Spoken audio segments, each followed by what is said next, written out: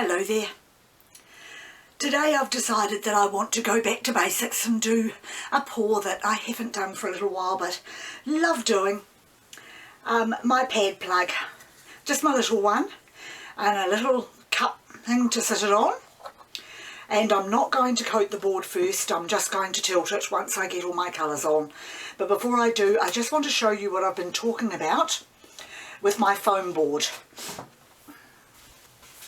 My pieces of foam board look like this, but they come in a much larger sheet, and I get them for about $2.90 at a local shop called Uncle Bill's here in New Zealand.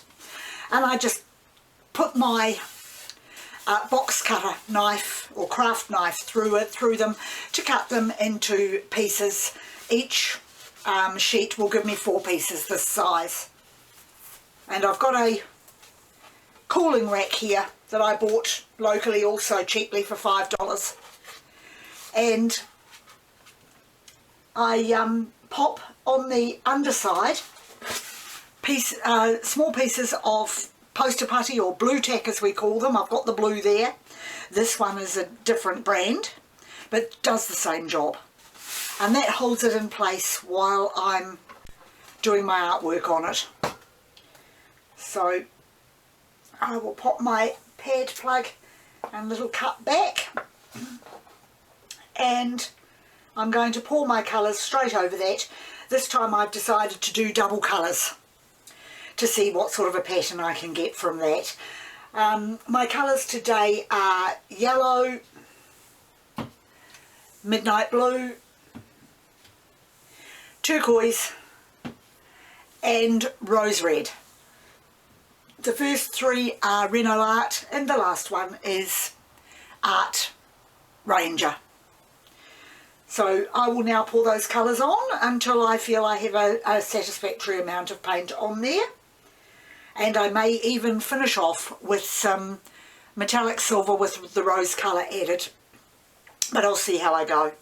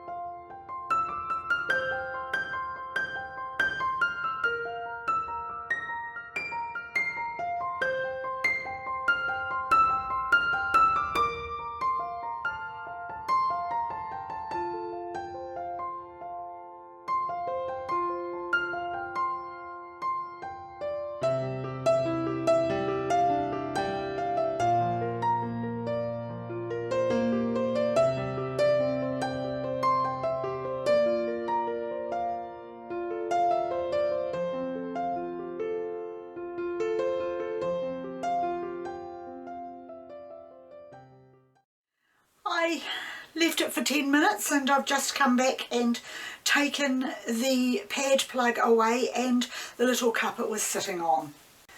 And I mixed the colours up that were left on it to make this, so that I can then do a skin for cabochons. Okay, so I'm now going to give it a torch.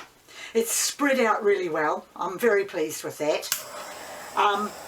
At the beginning I told you the colours I was using, and I said I might add some silver metallic with a bit of rose added, which is a colour I've been using lately.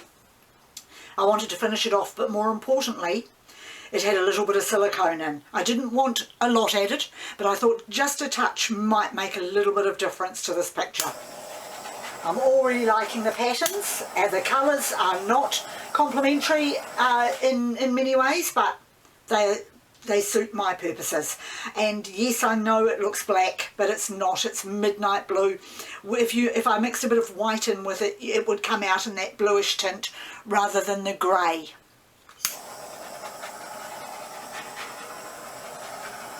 And I'm going to tilt in a moment, completely cover the board and see what sort of a creation I can make.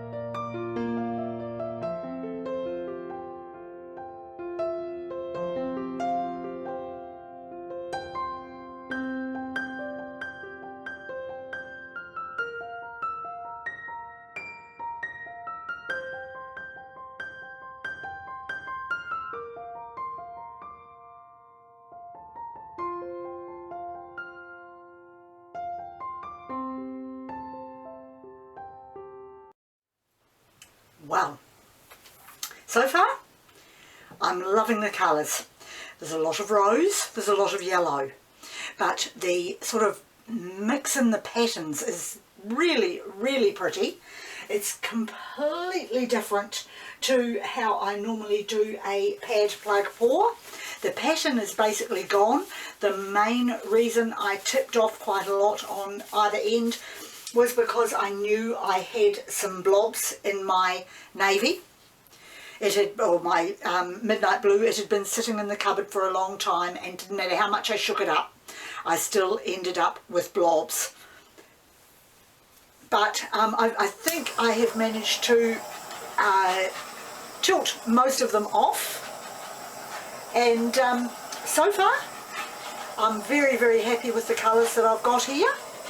And of course I'm picking up some silicone now from the rose colour, and it's not all over the painting, it's just in certain areas, which also is rather pretty. And I'm also getting a little bit of lacing, which is nice as well.